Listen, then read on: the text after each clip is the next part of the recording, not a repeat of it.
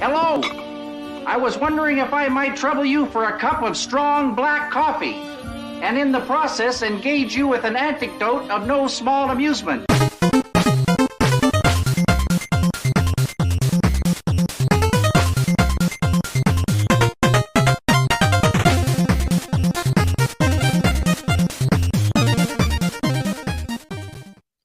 Hello and welcome to another episode here with Nerdherder. I'm J-Dub. Boom. You are, and I'm excited. I think. Mostly because you're Boop, but I'm also excited because we have another lovely guest. If people haven't figured out, this is our new thing, and we are excited about all of the new people we're introducing into the podcast bedroom. Every now and then you just got to spice things up, and it's really going well for us. But I'm also excited because this week in the Nerd Herder bedroom, we are talking about one of my favorite Star Wars things.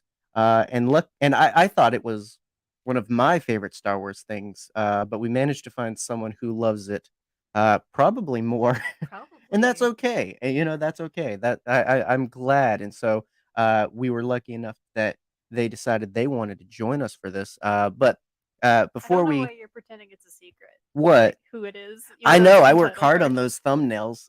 So very if you're hard. paying attention, it's obvious. But I like to keep the suspense for somebody who's basically just like, who are these nerds? What are they talking about? Maybe they don't know all the details. Boop and J-Dub and Rebels. Yeah. And apparently bringing people into our bedroom. But before we get started with that, and as everybody kind of joins in and everything, wanted to shout out something that's happening in the fandom because sometimes, life and the fandom is, well, it's like most people, it sucks. And a lot of things in the world today suck, including kind of like what we mentioned. It was just what's going on in the world with Texas and Florida and the sort of legislation that's happening that's really invasive and disgusting things against LGBTQ folks and particularly trans kids. And that ended up being a whole conversation on last week's episode, which was so beautiful and so awesome. And we yet again appreciate the Broaxium Bros for joining us for that and talking Boba Fett and so much more. So many other things. It was great. But those things are still going on. It's not just real because we talk about it.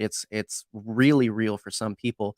And sometimes it feels scary and feels like you're too insignificant to really do something. But the good news is that a lot of awesome people in the Star Wars fandom, and I know it seems like there aren't any, but they are. We might not always be the awesome folks, but we happen to know a lot of the awesome folks, including the 76. We're number 77, but the tons of folks that have come together under the banner set up by Ben and a few others, the Amidala Initiative. Yes. So this is a profile that you can find on Twitter at Amidala Helps. And you can join in the efforts of, like I said, 77 Star Wars fan creators who are all just aiming to create awareness around a fundraising effort that can help kids directly affected, especially in Texas, by some of the legislation happening. So they go to support Equality Texas. There's a GoFundMe currently up. It's doing really well, but at the same time, continue to show your support. It helps the folks that know how to help these situations do the good stuff. All we got to do is talk about it. So the Amidala Initiative, check it out on Twitter. If you can, support it. If not, just retweet it, share, get it airtime because that can go a long way to letting people know what's kind of going on in the world today. And just do something nice because that's what Star Wars tries to teach us. And I don't think there is an example of Star Wars that tries to teach us those sorts of morals more than Star Wars Rebels. I agree. Yeah. Wow, that was quite the shoe. Boom. I know how to make it land. I also know how to land the best guests, including Nick. How dare you steal the small song that I sang before? He's never heard that before. You've never heard that before, right? First time in my life. Nobody's ever used that. Welcome up, to the show, Nick.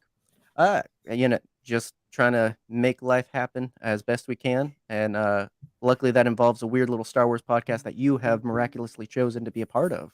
Well, So it is thank an you for that. honor to get to be a part of it, not only to hang out with the two of you who I have come to adore through social media and through all the different interactions that we get to have on a weekly basis, but also listening to your show. And not only do I get to do that, but I get to talk about one of my favorite Star Wars things ever, which is Rebels. Like, Yeah. I didn't know a long time ago that I would be almost 45 years old and excited to talk about a Star Wars cartoon. You're almost as old as Star Wars, man. That's beautiful. So close. Well, and like I said up top, I always love. I tend to pride myself in my personal circles with my friends and work and everything as the guy of something. It can be as general as just the Star Wars guy. But can even get as specific as I'm the Boba Fett guy, I'm the Phantom Menace guy, and so while I enjoy those labels, I'm also really elated when I meet someone who becomes my version of that, and I definitely think that I've passed the title to you because you are the Star Wars Rebels guy to me, to us, I think. That is an honor. Certainly that I don't know that I am deserving of, but wow, absolutely, man. You do like even just in the conversation leading up to this, and if anybody follows enough, they see it quite a bit in your interactions. This is something obviously meaningful and important to you. It's what Star Wars should be, I think, to fans. That thing you latch onto and that just really means something. And so it's beautiful to watch, man. It's really awesome. Very And so getting to chat with you about that's going to be good. Yeah, you're also the whiskey dad. I am. I will say I definitely own. I will definitely own that brand. In fact, cheers to y'all. There you go. Cheers. I will take on being the whiskey dad, no doubt. You can find Nick after the show in a cantina far away, or under my desk. Depends on how this episode goes, because there's definitely some moments with Star Wars Rebels that they steal your lunch money a few times. They steal your emotional lunch money. But before we kind of dive into all of those things, definitely wanted to start, and part of the reason we're doing this, for anyone that may not know, is that fans have kind of gathered together when they care about something. They create occasions to celebrate those things, and one of those things is Rebels Remembered Day. And that's actually tomorrow. We're celebrating it today because we're the Friday Adventists of Star Wars Rebels, I guess. But it's a time where, especially on social media like Instagram and Twitter, folks will share with the hashtag Rebels Remembered things they love about the show, their favorite memories, all of those things. It becomes a very beautiful. Our cat's got some Star Wars Rebels opinions, apparently. She wants to know where Ezra is. That is true. We all want to know, where's Ezra. We reached out to Dave Filoni, and he just replied back, "Stop." So I don't think he's going to come on the show. He doesn't answer my texts anymore. But yeah, Rebels Remembered. It's March 5th to commemorate the end of Star Wars Rebels, and what an emotional end it was, but what a journey it proved to be. And so one of the things I love about that day, and there's other days that are commemorated by fans. I'm waiting for Star Wars Resistance Remembered, because I freaking love that show. I remember it. Nobody talks about it much, but it's okay. I've heard of that. I know some of these words. I'll just go hang out with Christopher Sean on Twitter. And one of the things I love about Rebels Remembered is hearing how people come to it. Why is it Star Wars Rebels? Of all of the Star Wars that is out there now, why is this one so important to people? And everybody has their own journey with it, their own reason and everything. And so I thought it'd be a good place to start there. Nick, if you want to start us off with why Star Wars Rebels? Why is that your thing? That's a great question, and it's one that I think about regularly, and I don't know. While I do have an answer, I don't know if I really have an answer, so bear with me as I try to work my way through it. All right, I'm of an age where when Clone Wars came out, like I was aware of it, but it didn't work for me. Like Clone Wars didn't grab me. It wasn't the thing that I was into, which is weird because I'm into Star Wars and I like all Star Wars. But I don't know if it was college. I don't know if it was, whatever was going on in my, actually it was after college, but as an adult, it just didn't hit. And then Rebels came out.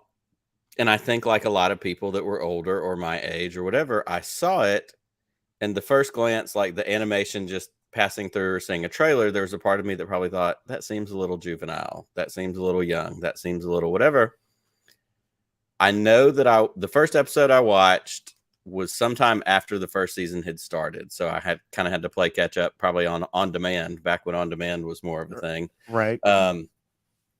But I was hooked from the beginning. Like it really grabbed me, and it was the storytelling, and it was, I'm such a nerd, and we'll get into this in a little bit, for like Ralph McQuarrie and concept Oh art. man. Like this whole show is just Ralph McQuarrie animated. Like there's so much, there are so many things that grabbed me right away. The music, the sound effects, it felt very Star Wars. In a lot of ways, it was not as jarring as Clone Wars was to me the first times that I watched Clone Wars. Now, what has happened, and I've talked about this on my show too many times to count, but as a result of watching Rebels, I have actually gone back to Clone Wars over the years, because Clone Wars to me became like a reference book. I would go back and look up things that they talked about in Rebels that had a connection, whether it was the Darksaber or, the father and the son and the daughter episode, the Mortis arc, like any of those things that showed up and had some connection to Rebels.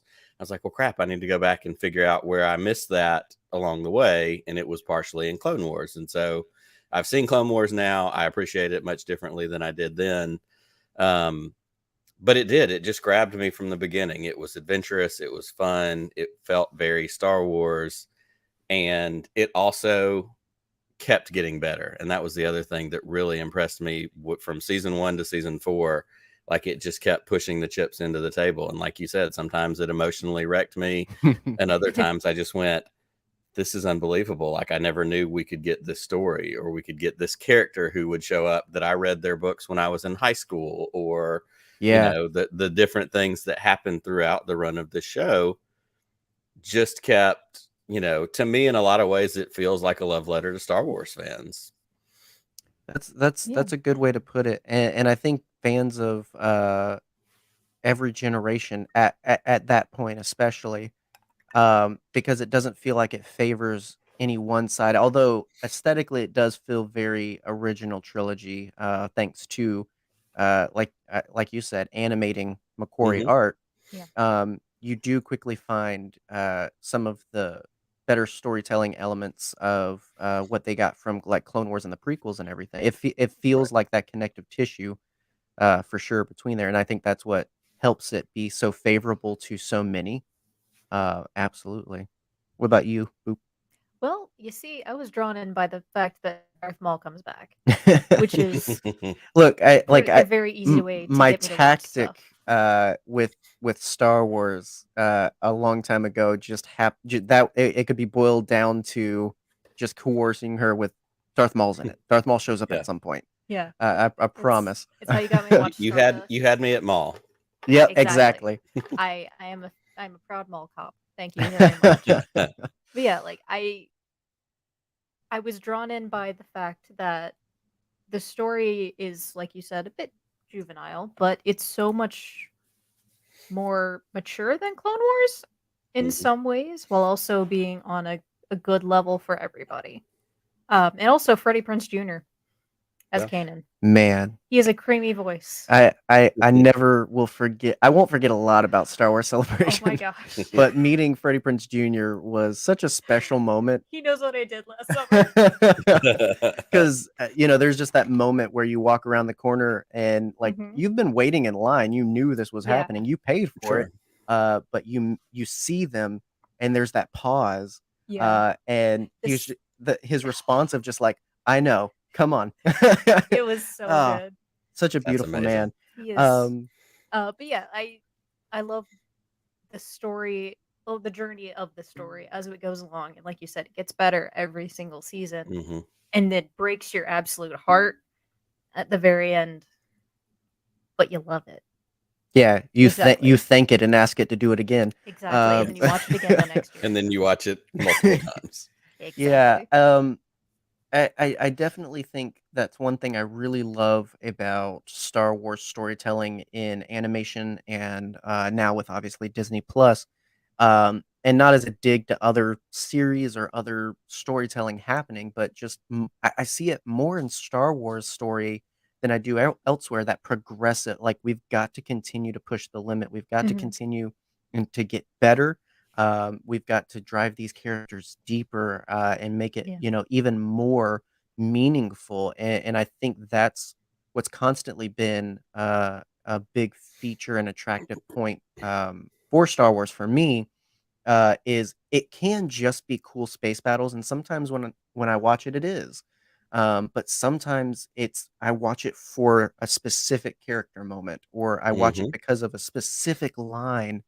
Um, and I don't think you get that if you don't on the back end with the storytelling, with the directing and everything, push to go deeper. Yeah. Um, Right.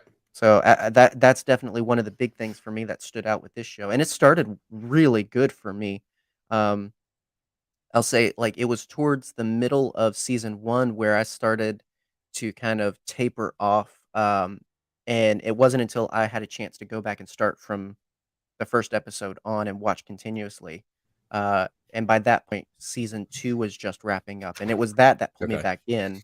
I heard what was going on with the finale, and I was just like, "Oh my god, I'm missing Yeah. something interesting. I've got to get back into this." And no looking back since. And one of the things that stood out to me for Rebels, and I think what makes it special is, unlike anything until we got, I would say, the sequel trilogy completed, has there been more like family centric Star Wars, Yes. for me. Um, I love where the sequel trilogy landed with some of the characters and the relationships they had. Some choices obviously were there that could have been a different way, and could have been 10 different ways even. Um, but there was definitely a family dynamic, and I think though Rebels is built on that foundation.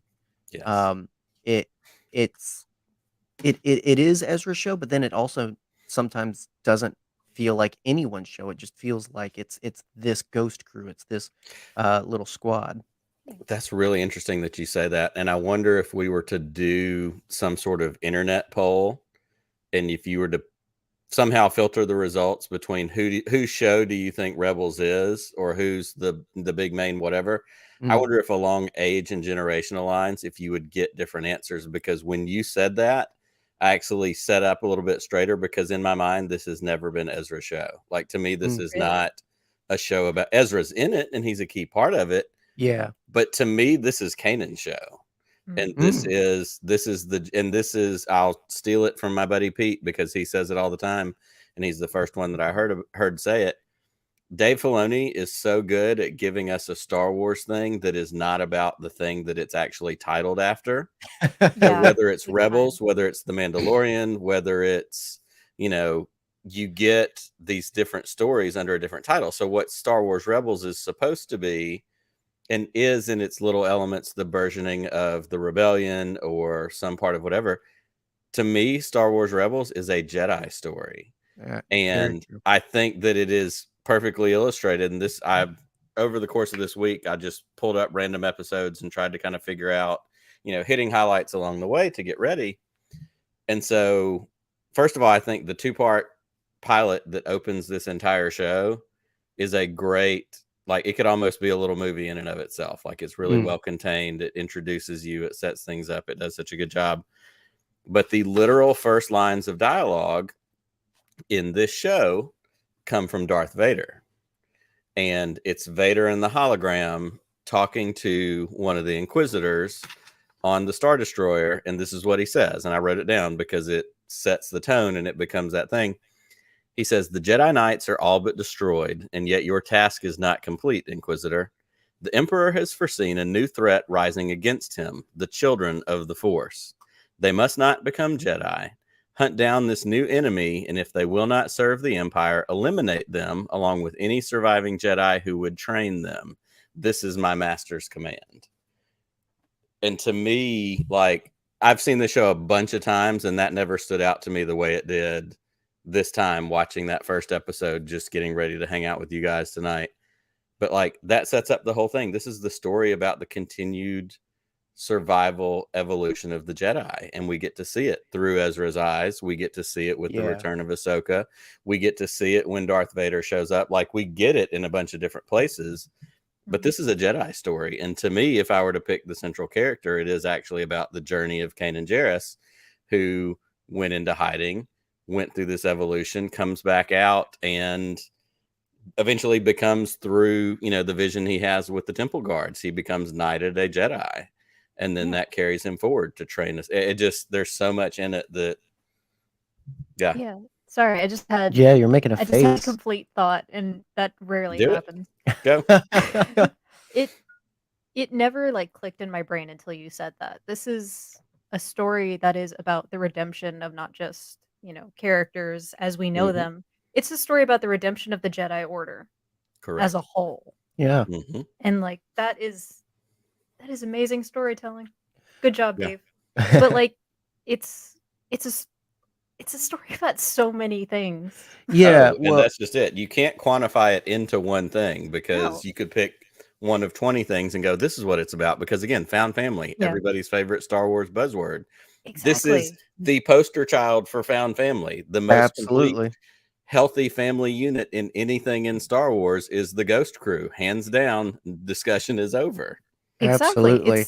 It's a story about found family. It's a story about the redemption and the redefinition of the Jedi Order. It's a story about the redemption and redefinition of home, if you think about it that way. Like it's so insane when you try to quantify Rebels in general.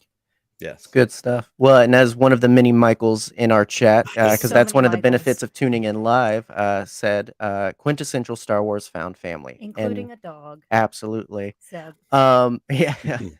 Oh, Zeb. I mean, if they're character assassination. I have joking, opinions, obviously. but yeah, like and that's Ezra's the why dog. you know, when people ask why I like Star Wars in general, and I know it's kind of unfair because I asked you guys this leading in, why do you like Star Wars Rebels? So many reasons, so many answers could be the answer.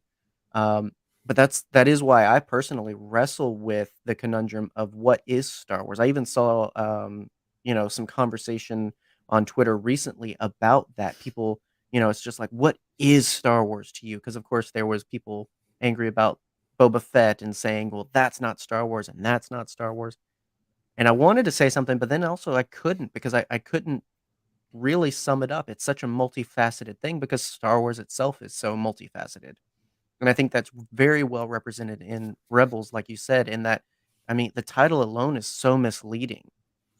You know, it's built on this idea that this, and even the journey of the characters, they believe within the story that that's their goal, is to set up and build this rebellion.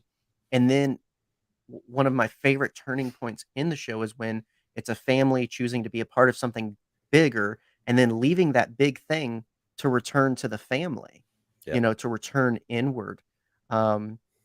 And they make active choices along the way to not join the rebellion, because early on in those moments when they say, well, in traditional normal movie Hollywood storytelling, you go, hey, you want to come be a part of the big crew? Yeah, let's go. And they made active choices to say, it's not our time. We still have to help Lothal. We still have to do and that's bold. That's outside of the box of what is expected, because it's about doing what's right for that group of people in that moment, which you don't always get. And that's such a Phantom Menace-y thing to me because of the concept of, like, you can't sacrifice your individuality for the corporate side of things. Like, you know, Jar Jar is still Jar Jar, and he can't sacrifice Jar Jar for the Gungan good, but you also can't necessarily separate Jar Jar from being a part of the Gungan good, if that any of that makes sense. Like, you have to realize how your part plays into the big picture, but by recognizing that, that doesn't mean that you sacrifice yourself for the big picture. It means that you keep what makes you unique to the big picture. And that's Mhm. what the Ghost Crew is all about, is Mhm. keeping what's unique about them, not becoming file and rank and just like any other soldier in the rebellion. Um, and I do think that's very characterized by Hera, and obviously Hera and Kanan kind of butting heads on that conundrum. Um, but it's funny that you mentioned that, like, this is in a way for you, Kanan's show. Mhm. And I'll go ahead and preface that it's whoever's Yeah. show you want it to be, right? Like, Absolutely. for anyone tuning in, if this is Ezra's show for you, if this is Sabine's show, if this is Zeb's show, first of all, how you make this Zeb show, considering how much they push him to the side, I It's don't true. know. But if you do it, cool. We can all agree it's Chopper's show at certain As points. it should be. Technically, since he's voiced by Filoni, that's It is the Chopper's most show. accurate. Um, but it's funny that you mentioned Kanan because in thinking through the Ghost Crew family and whatnot, I was trying to think of, like, well, is there a part of the family I feel like I most relate to or at least attach myself to? And it's definitely for me Kanan, and it's not Mhm. because of the patriarchy of it. It's not because of his very fatherly role. Number one, I don't have a father, so I You don't know. can't make this I don't know joke what that every looks week. like, but I respect it's the definition of insanity. You're doing I'm something. gonna keep doing it It's till not it's going to not get you a funny. dad. It might. You don't know. He's not coming back for cigarettes. I know. I accepted that 18 years ago. Um, and so, but for me with Kanan, it's that journey when you get the whole picture. Mhm. Obviously now we have points of it in Bad Batch, but for me it was the comics into Star Wars Rebels and so forth that really sees this kid that was a part of something who kind of had that taken away from him, and the struggle of finding who he is, it struggling with, was everything about the Jedi wrong? Should I walk away from all of it? Should I leave all of it behind? Should I, accept this lifestyle? And just um, this personal strife that he goes through with his identity, and ultimately realizing that his identity is in how he passes on what he's learned, Mm. um, and mentoring and Mhm. leading and parenting uh, Ezra, of course, and Sabine as well. Um, and so I really love that. Um, and I think I just like the idea of someone's purpose being really giving themselves away, uh, almost Yeah. obviously to the literal point, considering Kanan's story. I mean, Mhm. that's why the line in The Last Jedi exists. We are what they grow beyond. Like, Yeah. to add Yes. another label onto the show, it's a show about legacy. Hmm. If I could borrow a line from Hamilton, it's planting seeds in a garden you never get to see. Like, Well, Kanan never got to saw Ezra be a Jedi. Neither did we. but he knew he would, Exactly. and that's what I love about uh, your connection of Kanan being the person for this story that represents redemption for the Jedi. Mhm. Um, and really, the last half of the last season is just about passing that torch, Exactly. right? Mhm. That's when you could argue, just following your line, Nick, that it becomes Ezra's story. Right. Uh, that we're still waiting on, Disney. Mhm. Um, I know you're listening and watching. You care about the little people. Dave, Um, please. but Where is so he? that said, do you either of you, Boop, if you want, like, do you identify with a certain? You actually have a family, so like, do you? No, I don't want to. You have a family as well. I'm saying I don't. So I don't know my role in the family dynamic. I just like Kanan. Um, but do you find yourself like attaching to any one person of that family, the Ghost family? Absolutely. Like, I identify with Ezra probably the most because there is that struggle with identity that comes with, everything being turned upside down. Then all of a sudden you're on a plane to Bel Air, you know. Um, and I know that feeling of, number one, coping with calling yourself Jabba the Hutt as a joke and just running away with pirates for fun. I Who can get with doesn't that. want a pirate dad? Brian figured it out. He commented, "It's Hondo's It's show." Hondo show. Big time. If it's not Hondo show, it's a Puffer Pig show. That's Like, true. Oh, that's We'll get there with character stuff. We'll get there. You made me think of Lando, and I love the fact that we got Billy Mhm. D back for Oh, absolutely. that silly episode. But Yeah. And anyway, it's that the nature of like Luke Skywalker looking to the horizon, always wanting something else and then finding it in people, if that makes sense. absolutely. And I love found family stories, obviously, because I found my family through Star Wars. Aww. Collective Hallmark moment. Oh yes. The real Shout out to the Star pickle people. Wars was the Uh, friends we found along the way. That's awesome. What about you, Nick? Do you attach to any one family member of the crew? It's very unoriginal, but it is Kanan Jarrus, especially in the context of this show, because first of all, I love the found family aspect of it. I love that it is certainly the healthiest family dynamics in anything we've seen in Star Wars.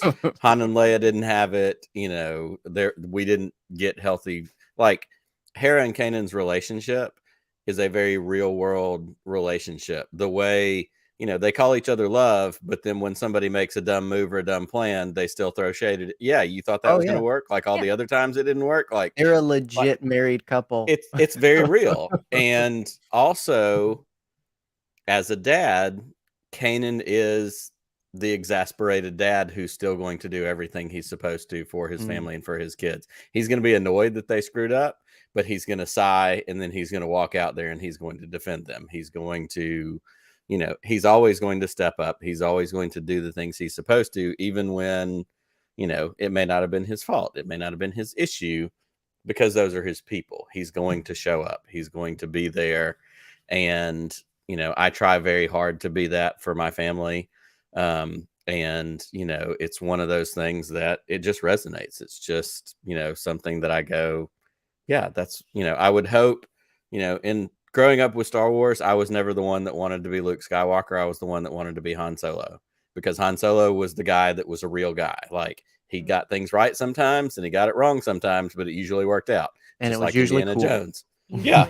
And he was cool, and the swagger and the, the false confidence that somehow got you through it. I wasn't a magic wizard guy. I was, lightsabers were cool, but I felt like Han Solo is somebody you could achieve to be, because if you don't get it right, maybe you can smooth your way out of it, or, whatever. Kanan is like the Jedi version of that. He has the lightsaber and the Force, but he also has the like human flaws and those moments of going, well, I thought it was a good plan. And his wife behind him is going, yeah, you thought that was a good plan? Nice try, pal. Like, well, and he brings those street smarts as well. Is like there's humanity in Kanan, I think, is ultimately what I'm trying to say. It's a very human character. Well, and I was even big surprise. I was watching The Phantom Menace recently, and I just latched on to the way Qui-Gon versus Obi-Wan interacted with Jar Jar, and just how Qui-Gon very much was just very. I mean, there's obviously the first moment where it's just like, "Hey, I'm going to teach you a life lesson. Just because you can say something doesn't mean you should say something." Right. But the way he's kind of embraced him, not necessarily completely accepted him and seeing him as perfect, but definitely that just like, hey, you're a person, you're normal, you're just like everybody else. Whereas Obi-Wan's just very cold and just very like, oh my gosh, you are so inconvenient. Why are you so needy? Why are you here? The life skill that Qui-Gon has to interact with people, just because that Obi-Wan was lacking in his young age. That's very much what I love about Kanan, is that because he has a lived life, obviously it was unfortunate how he came to that, but because he had that aspect, he didn't approach mastering Ezra the same way that anyone at the temple would have. Like, that's right. One of my favorite things is when, he says, Master Yoda used to say, do or do not, there is no try. And Ezra's like, what does that mean? And Kanan's like, you know what? I don't know, but it sounds I smart. don't even know either. Right. Well, and I think the other thing, again, to talk about Kanan being a truly human character as far as characteristics, flaws, those kinds of things. The other thing that I think also resonates is who Kanan is born out of his own personal trauma. It's born out of the things that he experienced as a Padawan, watching his master be killed, which we get with, Bad Batch. We get in the comic books and all that. We get the insight into that. But he went through trauma. He had to go into hiding, and it formed a defensive shell. And if you read the book, New Dawn? New Dawn. Yeah. Which is a great book, but I hate they named it that because it makes me think of Twilight every time. Come on, man. Yeah. Get off my stuff, It was Twilight. very early in the new publishing days. That's like right. Light It of was the Jedi. like actually the first or second in the new publishing initiative, but it's a great book. But it gives you more of that insight into the trauma that forms who this man becomes that we meet in Rebels. And he's partially defensive and protective, and he's in hiding. And I love the tiny details, like he carries his lightsaber in 2 parts on his belt so as not to be immediately recognized as a Jedi. And also just that's cool. And it's cool because when you do this thing and then Right. honestly, #1 lightsaber in all of Star Wars. I was gonna say, like, Star Wars Rebels has the 2 best lightsabers. Absolutely. 3 if you count the Inquisitor ones. If you want I like the spinning. helicopter, the helicopter sabers. I love the spinning. I hope we see that in Kenobi. By the way, that's the only demand I have for Disney. Give us the helicopter sabers, you cowards. And you know what? Like, you bring up a good point. Kanan growing from his trauma. Another thing that Rebels does fantastically is making us understand that our heroes are just as traumatized as our villains. Mm-hmm. What makes the difference is the choice. What you choose to do with what was done to you, or like what you went through. That's the difference between a hero and a villain. Well, and the beauty that he brings that to, I promise, we're talking about the whole Rebels. We'll get there, folks. But Kanan's just so good. He is good. But the way he brings that into Ezra's training, even if just by lived example, the idea that Ezra can practice hard, become a Jedi, and do the things he wants to, save Lothal, go find his parents, and all of those things. And the reality that is, no, a Jedi's life isn't, training and skill and perfection. It's trauma. It's hard. It's vulnerability. It's all of these things. And so, and obviously by the end of this show, Ezra gets there. He realizes that he's lived that, and he is a Jedi not because he practiced and got a green lightsaber, but because he's lived the life he's lived. And so Kanan's story imparting that to Ezra is beautiful, and I love that just for what it means to people like me watching and anyone watching. Of the good and the bad is your story. Like it's all chapters of your book. You can't be who you are without both of them, and like you said, it's such a Star Wars thing. It's the choice you make with the good and the bad, because you can spoil the good with the bad choice, and you can make the bad better with a good choice. Yep. And so man, I love all of this that's happening right now. And like Brian mentioned, so yeah, it's Kanan Saber's It's dope. #1. Ezra's blaster saber is the most brilliant thing, and then the helicopter saber. I miss I am waiting for the day that Disney releases Ezra's saber down in Galaxy's Edge, because It's gonna be so heavy, my but it's gonna gosh. be so cool. I mean, Worth it. it's the blending of both, the best of both worlds, Yeah. blaster and saber. And I feel the same way about Kanan's. Like, I need a Black Series Kanan saber, or like, I Yes. don't own any other sabers or anything, but like, that's the one that I'll buy. And There's something like, I've already looked at 3D printed Etsy ones, and Oh yeah, keep getting closer. But we've all been there, buddy. I think it's something carried over from my Transformers and Super Sentai love of just like people slapping another thing on and calling it a super mode or something like that. It's just like, what does that really do? I don't know, but it's cool. Did you see that but thing it go on looks that? great. It's a masterpiece. Yeah, it's simplicity is beautiful. Also is just a beautiful cast of other characters we have. Obviously, we latch on so well to the Ghost crew. Clearly, we kind of share a favorite. But there's also dark characters, gray characters, fun characters that make up this show as well. And so, out of the variety, what are some of your other standout favorite characters from Star Wars Rebels? Well, if I'm allowed to go first, I'll just be the one to say, this is the show that made me love Ahsoka Tano. I again, my relationship with Clone Wars prior to watching Rebels, young Ahsoka, Snips and Sky Guy and all that stuff was annoying, was obnoxious, was just, it wasn't my She was thing. a kid. I am so unbelievably in the tank for Ahsoka Tano, and she may be easily in my Mount Rushmore, which is my favorite metric of Star Wars characters, period. Ooh.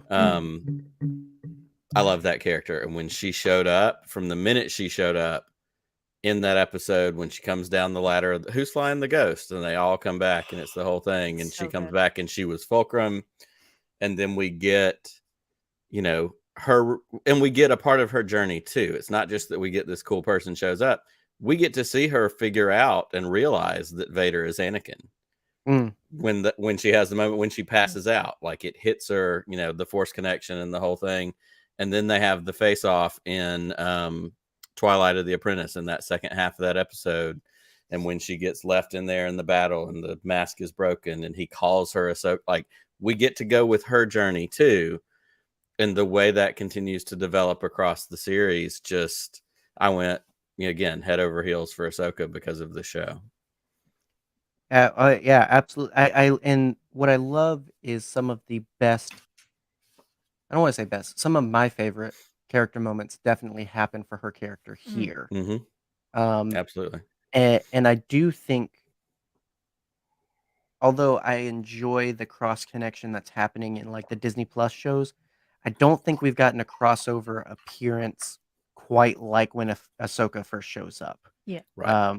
I think when she and Vader come into the picture with Rebels, they're so well introduced and integrated, and also so well exited, that it doesn't feel like a cameo. It doesn't feel like a grab for a familiar character. It feels like just a natural part of the story. And so definitely well handled, for sure. What about you? You got favorites? Good choice Yeah. letting him go first. May I wax poetic about Darth Maul for a moment? Sure. Thank Please. you. Okay, so It's your brand, honestly. at this point, yeah. I think I'm known at this point for my love of Darth Maul, not only as a cool, just dope, spinny character. Like, the Duel of the Fates is the best cinema of the 90s. Yes, I have the exact one right over there. Yep. I have an entire shelf of Maul. But yeah, like I love Maul as a cool character and a very well choreographed fighter. But what Clone Wars and Rebels both did for him as a character is what made him one of my made him Mount a character, Rushmore. really, because Exactly. I love the Phantom Menace, but they didn't do him any favors there. No. Yeah, it was a lost. Yeah, I want to hear that because I have thoughts as well that kind of align with what you're saying. But please continue because I'm right behind you with Maul. Absolutely. Darth Maul is a character study of, if we want to get poetic here, spite will leave you cold in your grave. You cannot live with spite. You cannot make it your entire being. You cannot, live with anger like that and expect to survive. That is Maul at his very core. Literally, this man is too angry to die. Yeah. Well, and I think to take it to another level too, even it's not that you can't survive, it's that you can't thrive. Yes. Because clearly he survived, but what kind of life? Cost? Yeah, what kind of life did he end up leading? I mean, when we found him literally living in the garbage, obsessed with Kenobi, it's such an allegory for what it's like to live for revenge. The whole Sith idea, the whole idea of living forever out of selfishness, it runs into a wall because it's the idea of you can have that life, it's just gonna suck. Well, yeah, I mean, when I say on Twitter that Ahsoka and Maul are a dyad, that's what I mean. Yeah. Maul is the he is the nth Sith, whereas I believe that Ahsoka is the nth Jedi. Right. That's just my opinion. You can disagree with me. My is at Boopenheim MEW on Twitter. Come at me, bro. But don't. She's fragile. Exactly. No, I'm just kidding. And she'll mess you up. So. I was gonna say she will throat chop you. She'll manage. It's true. But yeah, like he is the character study of Well, dark and side speaking of thing. character studies, for me, anti-hero is not the right trope that I want to use. But what Maul did, because he was horribly underutilized in the Phantom Menace, you know, for the hype. And again, 98 when the trailer came out, 99 when the movie comes out, we get this reveal of the door and the double lightsaber and this crazy ass looking devil horn looking dude. Like, this is going to be cool. And he says like 4 things mumbled under his breath. And he has a great sword fight, but then he gets cut in half. Spoiler alert. Sorry. It's still pretty cool, though. But what I love, and again, part of the thing that I'm continuing to think about with Rebels is Rebels makes me love characters that I didn't necessarily care about. And so my feelings for Maul are much stronger than they ever would have been because of Rebels. And I truly believe it's because I respect, and that's a weird way to say it, I respect his single focus driven. All it was about Kenobi. And I love that we go through that. We get it in Rebels. We get it in his, you know, kind of grooming of, Ezra trying to figure it out. He needs him. It's a means to an end. It's all that stuff. But what makes it even better is when it pays off in Clone Wars Season 7, when Ahsoka shows up in that sewer under Mandalore, and he says, "What are you doing here?" I was expecting Kenobi. Like, everything he has done from the time he got cut in half in The Phantom Menace was about one person. And it was about revenge.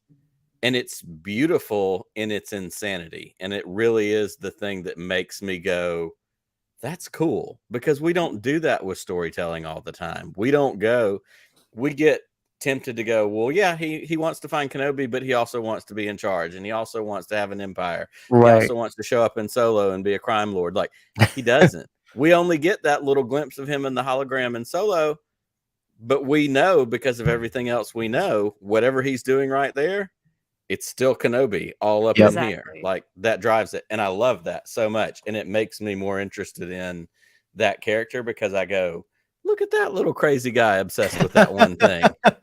Go on with your bad self. I know Kenobi's still going to turn out on top, and that's fine, but I applaud the effort.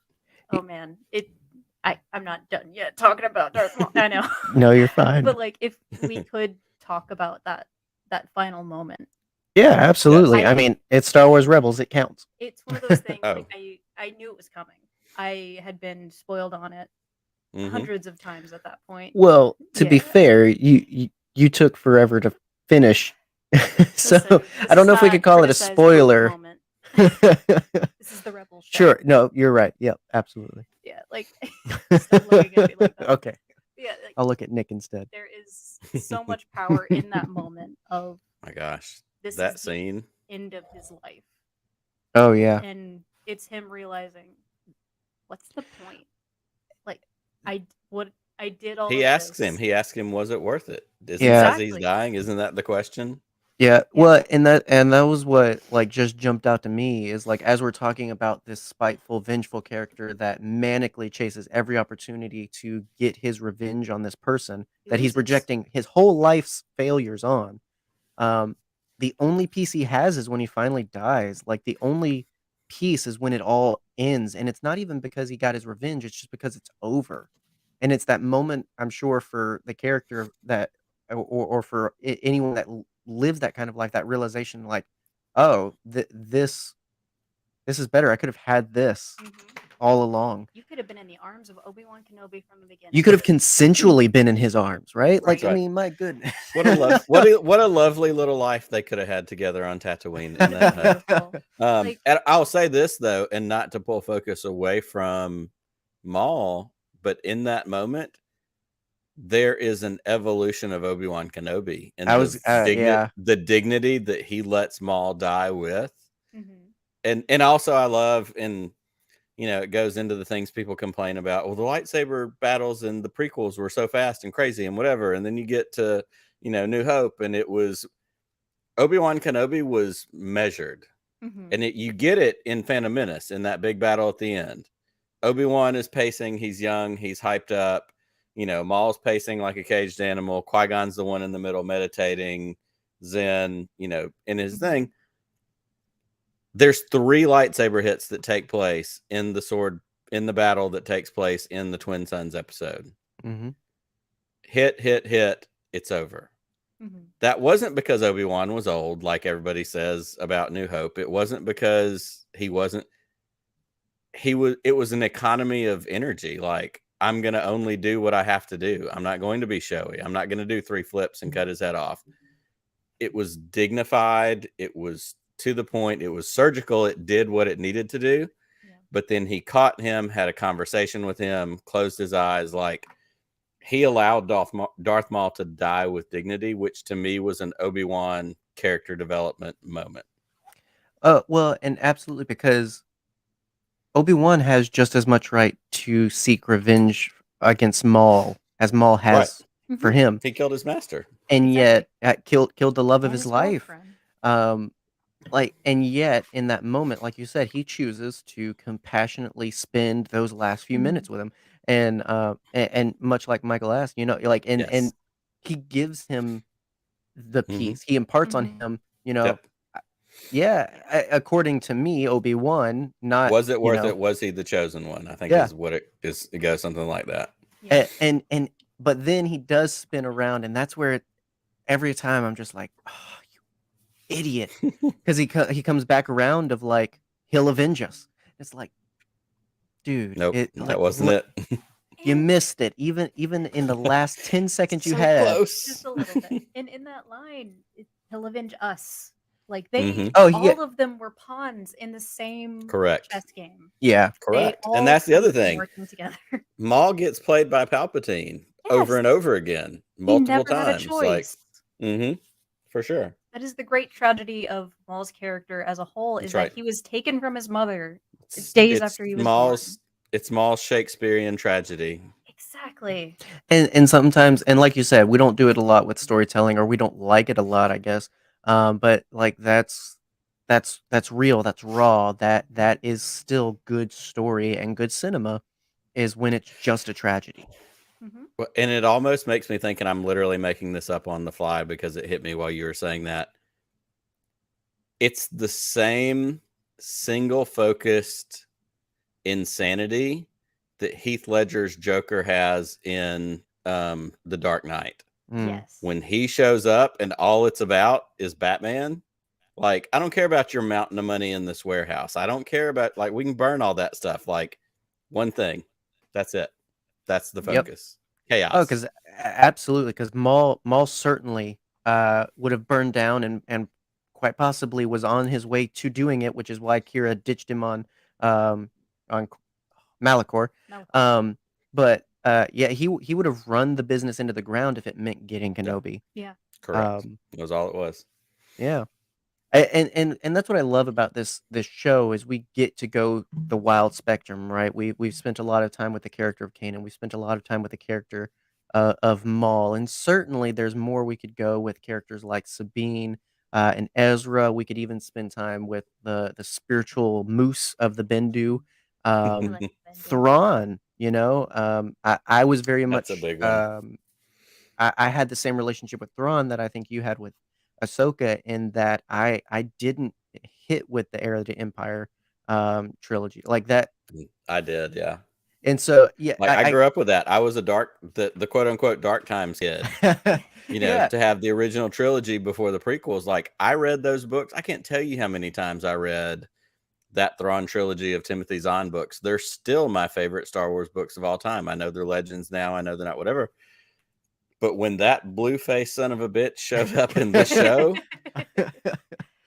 I was here for it. And it was done so well. And it gave, like, it didn't matter that the rest of it was gone. It gave the big bad, because it can't all be Darth Vader. It can't all be the Emperor. It has to be, it created the other layers of it. And so that was another one that, like, I was so thrilled when that happened. Like, I was like, oh, and I know this guy, but at the same time, it was exciting because they didn't do all the things that I knew, but they brought in the art. They brought in, what's his name? The assassin sidekick guy. Rook. Yeah, Rook shows up, and it's like Yeah. those little moments that they bring from Legends into this canon. But like Thrawn was another big one for me in this series, to be like, oh, they did that thing, and here it is, and it's way bigger now when it gets dropped in Mandalorian. When we get Ahsoka in live action, like we weren't even at that stage yet. Like we were before all that. Yeah. Well, and that's I'm glad to hear for someone that was a fan of Thrawn that it carried you right along with it. Because same thing for me. I think it was just more so I wasn't a big fan of the stories, not necessarily Sure. Thrawn, just those weren't necessarily grabbing me. And so I always grew up. There were two things a lot of like my Star Wars friends talked about that I just couldn't necessarily get into the conversations with, and it was Thrawn and Yuzon Vong. Mhm. Um, it just wasn't there for me.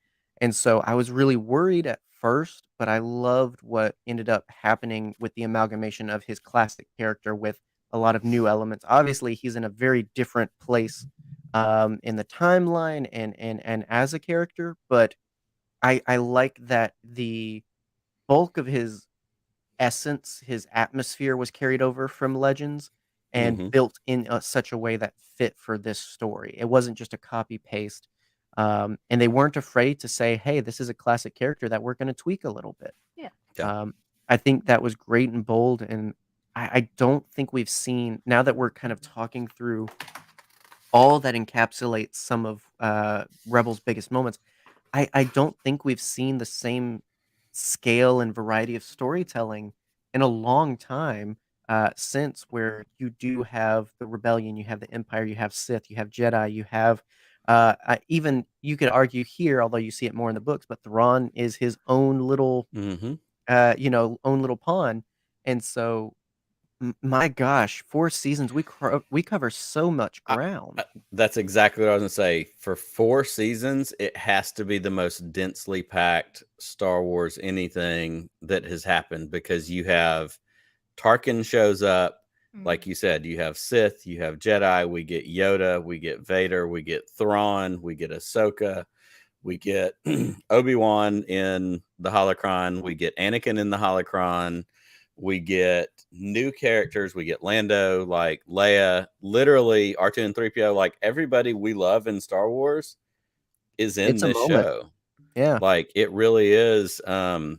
And then you get the nods towards things we're going to get, more of. We get the Mandalorians, we get Finn Rao, we get, the other things that are going to pay off in different places.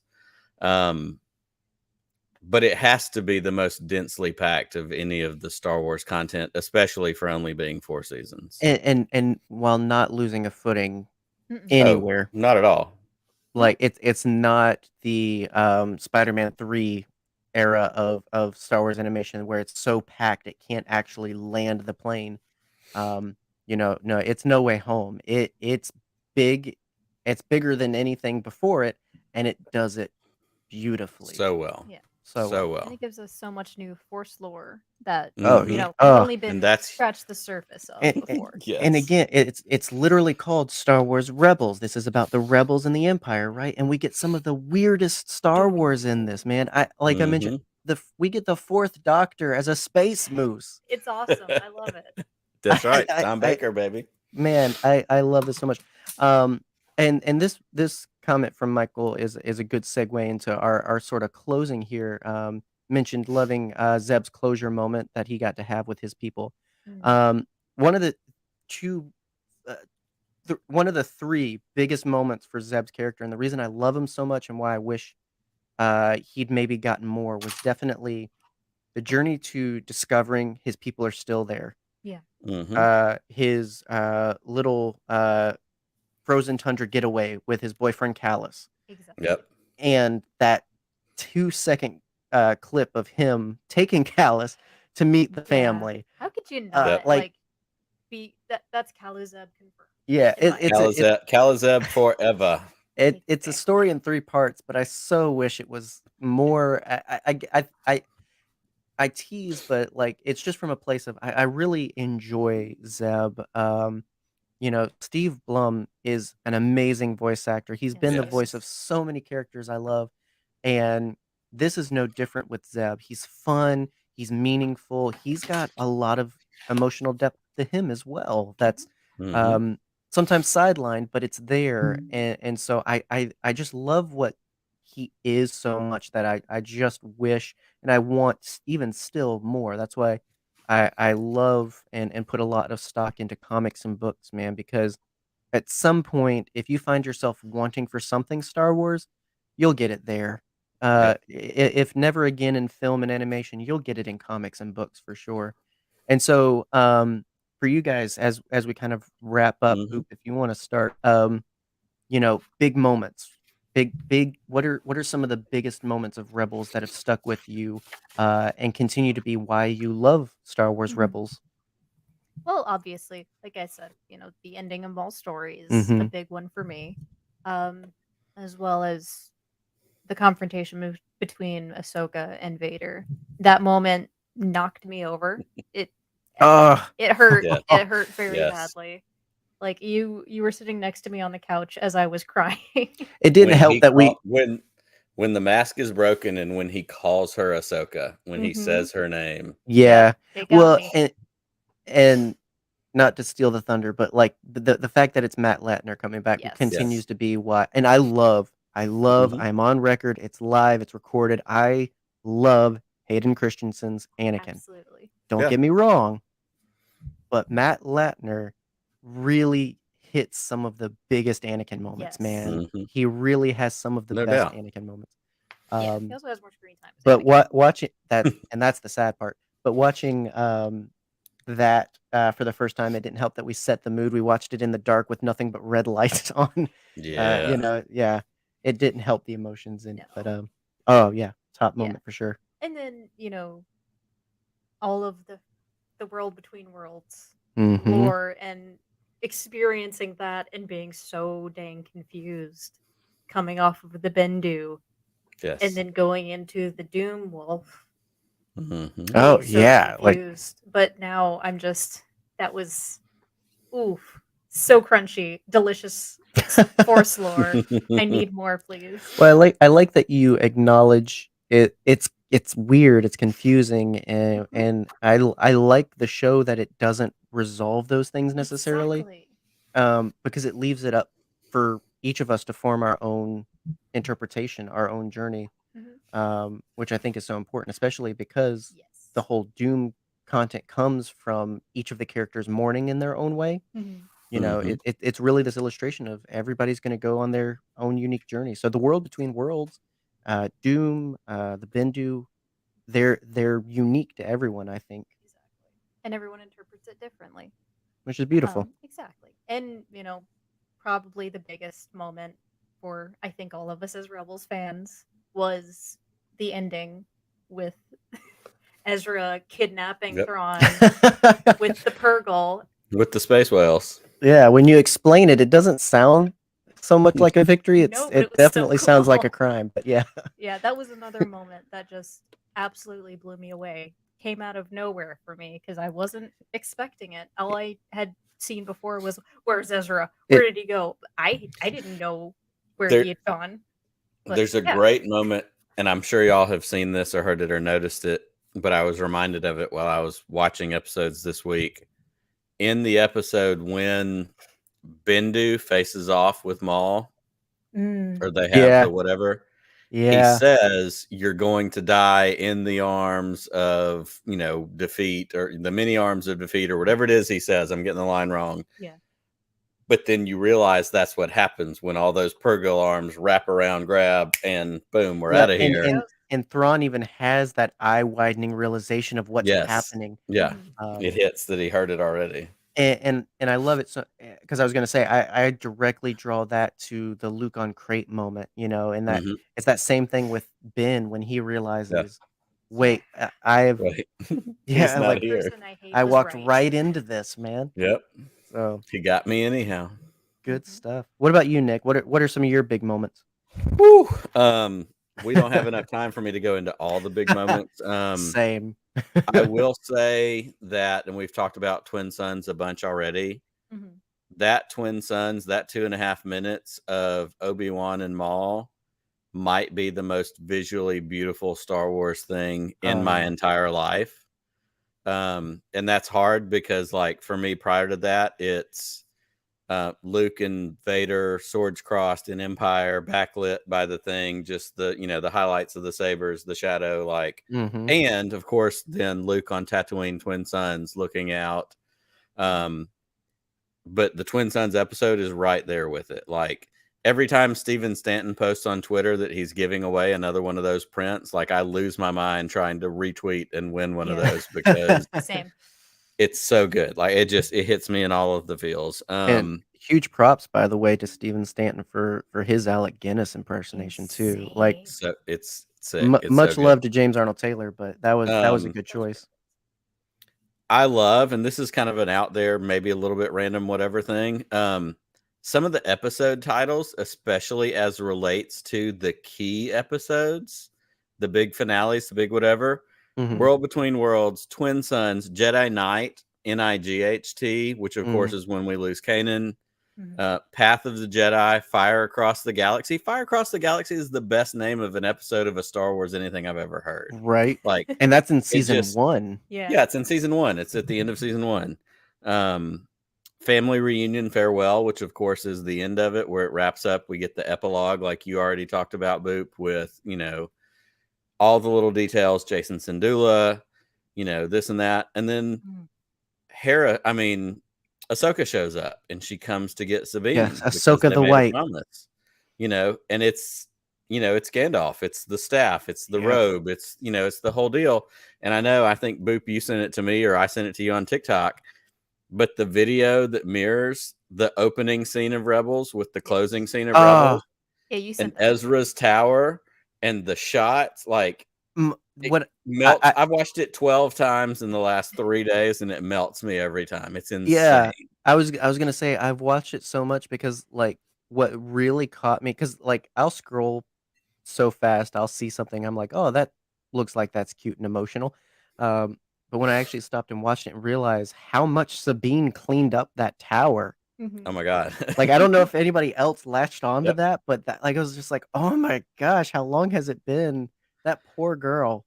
Well, gosh. And so a couple of other things, because again, I could go on for far too long, but the big ones that stand out, Kanan's first official reveal on the bridge in the second half of the pilot episode, where he says, and I quote, "Kid, I'm about to let everyone in on the secret." Such a good line. And he takes the two halves of the lightsaber, he puts it together, and he stands out in front of all those stormtroopers. Callus is there.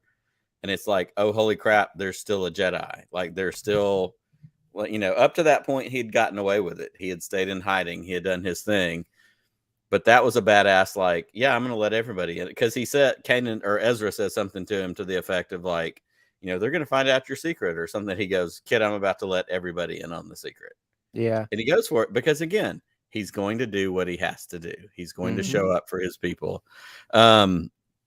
AP5 floating in space, just wanting to be left alone. Yes. I feel that in my general. bones 5 out of 7 days a week. Kanan's sacrifice is so powerful. It makes me cry every time. The prologue is amazing. Ahsoka finding out about Anakin. But I'll say, and I'll let this be the one that I wrap up on, because we've talked so much about found family. We've talked so much about, you know, the different aspects and things that we love in this. And we kind of have hinted around it the whole time. But this found family is a picture of diversity and letting people be who they are. Because Sabine gets to be an artist. And I was watching one of the episodes today when I was at work. Shh, don't tell anybody. And she's in her room, and it was after, I think it was after they find the Darksaber, before she kind of starts training with it and all that. And she's sitting in her room, and her room is painted in her way. And there's never a point where the Ghost crew have to wear uniforms that match. There's never a point where Hera and Kanan come in and go, "You need to clean up your room. You need to quit fighting with each other. You need to quit whatever." Like, Zeb is stinky. It's set up in the first episode. Like, you know, he's himself. They get used to it. They support each other. They recognize each other. They see each other for who they are.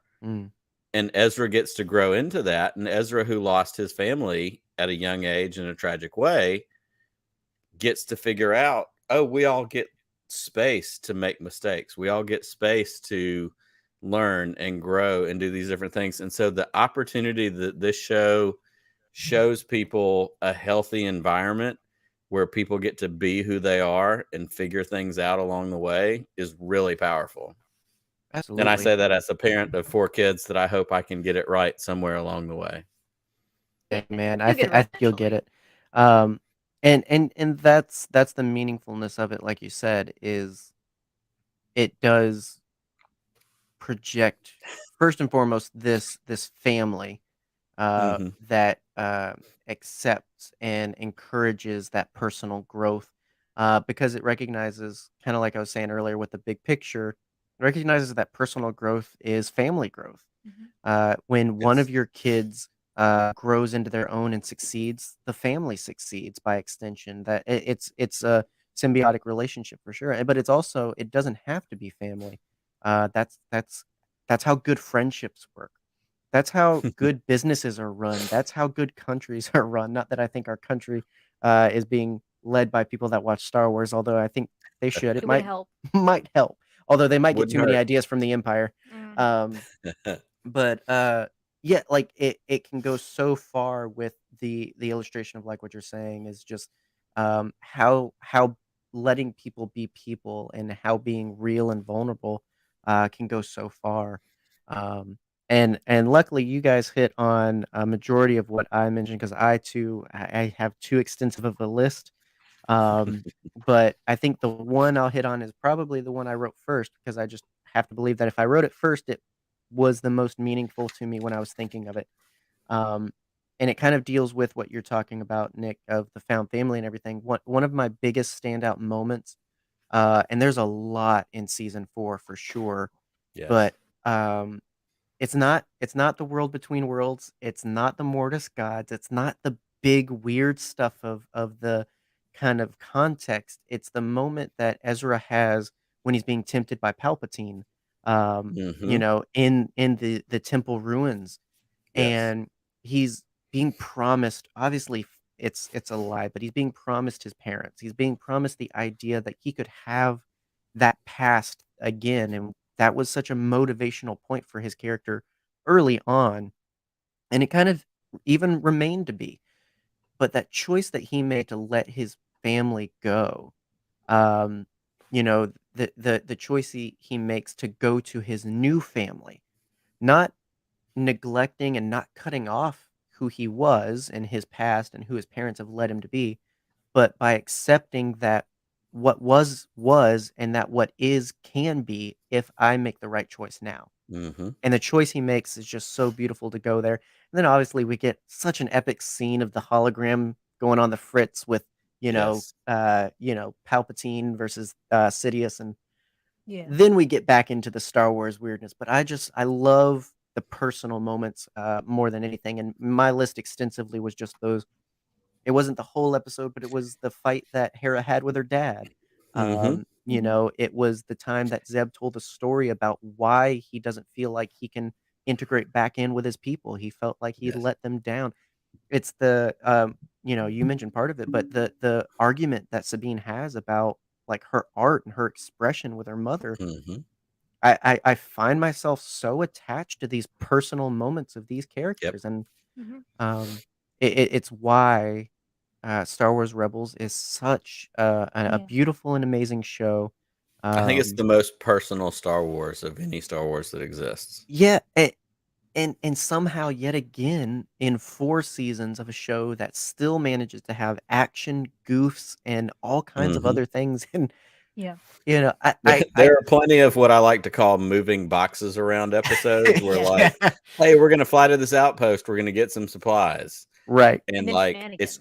it's moving crates around and something dumb happens and we get trapped with the monsters that can't come out of the dark, and then we did the right. thing, and then it's Oh, over.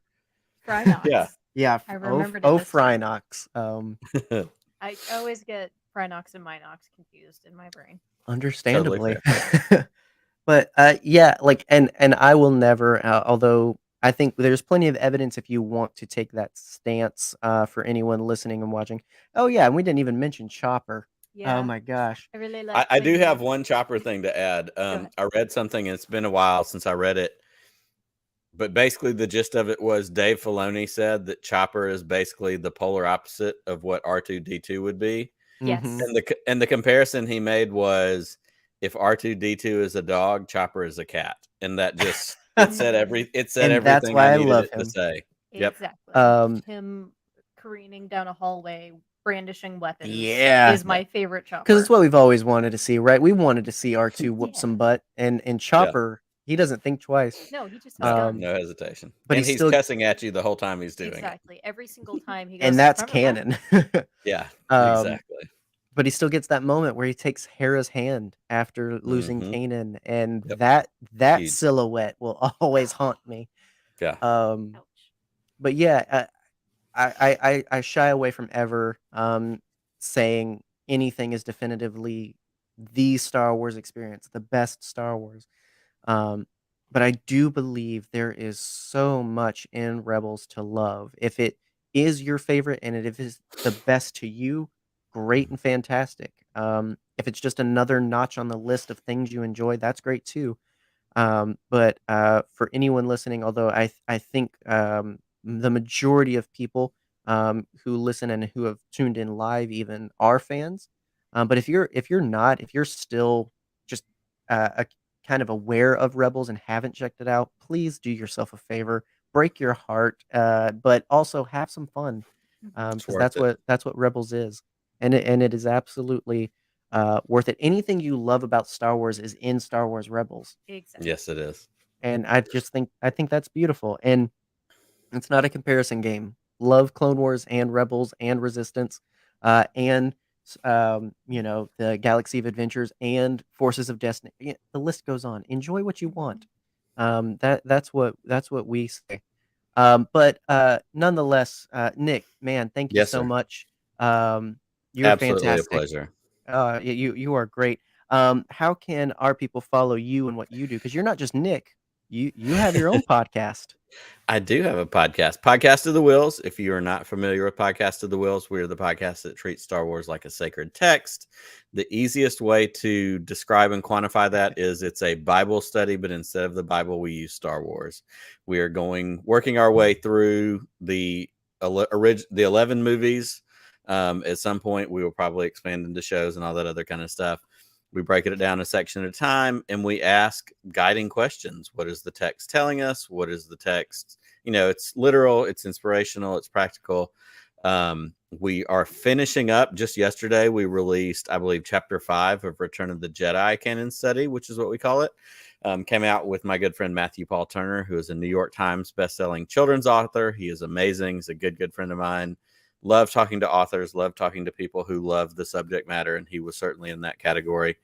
So that came up. We're finishing up Return of the Jedi in the next week or two. We've got a summary episode, and I am excited because as a part of Nerdherder Supremacy, on Sunday, I am recording with the two of you lovely people to talk about the Phantom Menace for Chapter 2 of the Phantom Menace Canon Study, which will still be several weeks before it comes out in podcast form. But it's out there. We're working on it. We're continuing to journey through that. And if you want to follow me, all the social medias at Whills Pod. The other thing that I do is I have partnered with my good friend Pete from around the galaxy, and he and I put out shows together under the ATG Cast streaming Star Wars on Friday nights. Disturbances in the Force, Podcast of the Whills around the galaxy. It's just a chance to share resources and put out good Star Wars content together. So at Whills Pod, at ATG Cast, either one will get you to where I am. Lovely. If you can believe it, we're talking about Phantom Menace even more. Surprise! But only 20 minutes. That's gonna be the kicker. But no, we're excited. Obviously, we don't need much prompt to talk about the Phantom Menace. So yeah, for anyone listening, tuning in now or in the future, definitely check out Nick at the Podcast of the Whills. And just to reiterate, the Amidala initiative that we mentioned up top. Yes. If you want to do what part you can, and maybe you can do more, and that's great. But consider also helping out along with Amidala Helps on Twitter with the GoFundMe that they have going to support Equality Texas, and just trying to do what we can, how we can, Absolutely. from where we are. Exactly. As for us, next week we are talking the Nolan Batman film, so it's very poignant. You mentioned Heath Ledger's Joker earlier. We're looking forward to that with returning friends of the show, Charlie and Kevin. So that'll be a lot of fun. And then the following week, we tackle The Batman, Yes, we do. starring Robert Pattinson. Battinson. I am so excited to see this movie. I will say, my excitement continues to grow. Yes. It's like technically I out now. didn't know if I was excited for it, but the early reviews that came out that talked about Zodiac and Seven, Mhm. that sold it for me. Like, I'm totally in. I'm very in for what they're doing for sure. Absolutely. I pride myself on being someone who does not speculate and goes in with absolutely zero expectations, but I have high expectations for this movie. Hey, I think it's fair to want a lot, but be okay with what you get. Yeah. But yeah, I definitely the excitement has continued to grow. It's out now, and even still, like you said, with the reviews coming in, with friends seeing it, everything we're hearing, it just gets me more and more pumped up. So we're looking forward to seeing that ourselves soon. But so 2 weeks from now, we'll be talking about it. So that's the time you have to check it out yourselves before tuning in, because there will be spoilers. Boy, howdy.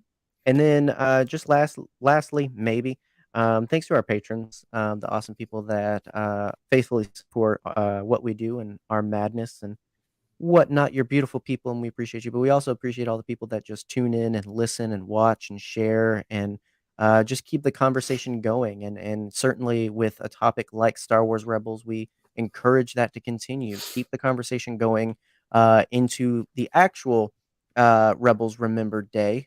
Take to Twitter, take to social media, wherever you prefer. Use the hashtag Rebels Remembered, and share your memories, share your favorite moments. And because we will certainly be watching and listening and reading all of that, because we love nothing more than when Star Wars is celebrated and celebrated personally. It doesn't have to be for the lore and the nerddom, although that's cool if that's your stuff. But it's also just the little things, like one of our listeners tonight mentioning that it was their kid's first Star Wars. That's awesome. What a place to start, man. That is Yep. so good. And so definitely do that. And also just thanks to obviously Nick for being here with us, but just our pickle friends who have been a large majority of our guests and support what we do. We wouldn't be doing and having the conversations we are now without y'all. So You don't understand that reference? Don't worry about it. if you're not cool enough to be a pickle friend, no. Don't worry about it. Don't worry Yeah, about it. exactly. Don't ask for the As secret. as Rafi says on the league, don't worry about it. Don't worry about it. Don't worry about it. And so, yeah, that's our show tonight. That's what's coming in the pipe. So, thanks to everyone that checked it out live and who's going to listen after the fact. With that, stay scruffy, and we'll see you around. Wait a minute. Wait a minute.